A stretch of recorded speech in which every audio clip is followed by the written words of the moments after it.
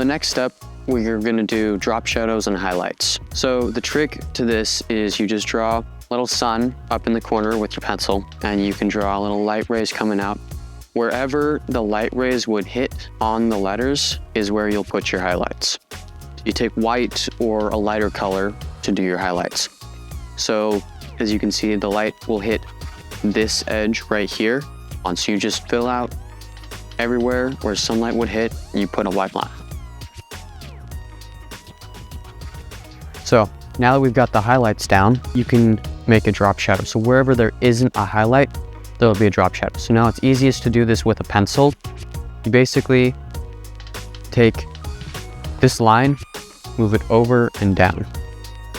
Go over and down.